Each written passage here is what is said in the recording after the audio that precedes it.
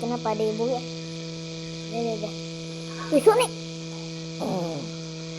Ini kami, kenapa ada hijau botak ni? Adik. Botak. Ada hijau botak. Dek, tu Sonic. Hijau botak lagi. Sonic tak boleh masuk. Zaman tak boleh masuk. Kita boy kau. Macam mana nak buka ni? Lah. Dia dekat belakang. Cuba kita buka. Ini apa? Weh, kenapa terbuka? Hijau dah masuk. Macam ni dek. Masa ni? Lah kenapa burung genta dah mati? Kau tak boleh masuk. Nak keluar lah. Weh, buka.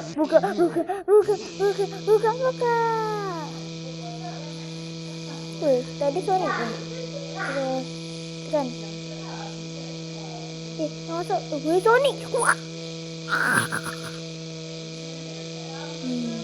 Alamak, adik. Dek. Kenapa hitam? Adik. Dek, kita pergi sini, dek. Kenapa mati? Lah, burung gentang ada lagi. Lah, kita mati. Alamak.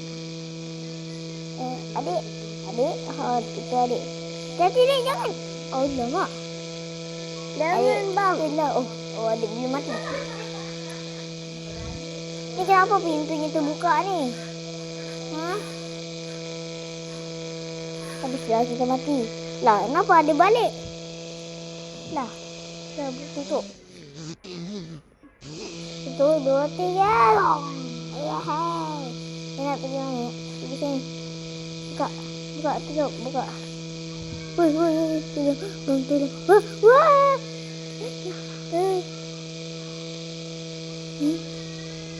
Lah. Ini ke. Tolong. Masuk sini. Itulah. Rambut putih. Teka. Teka. Wah.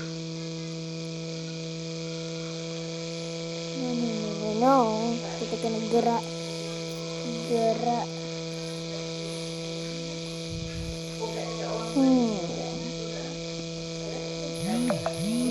Okey.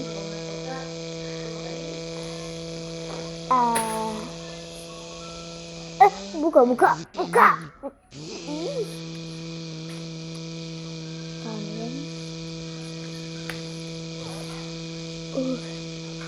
Adik. Apa? Ada apa? Kita diam ni. Kenapa lu? Jangan kita cari. Sana. Sini. Cepat.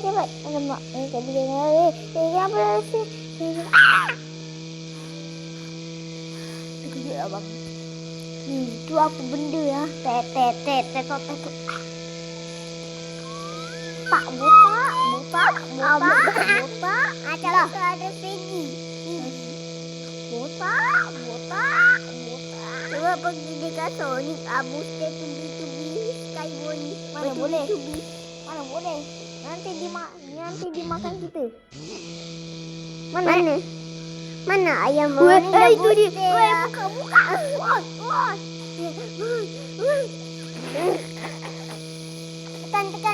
Tekan. Disiram gitu. Pak.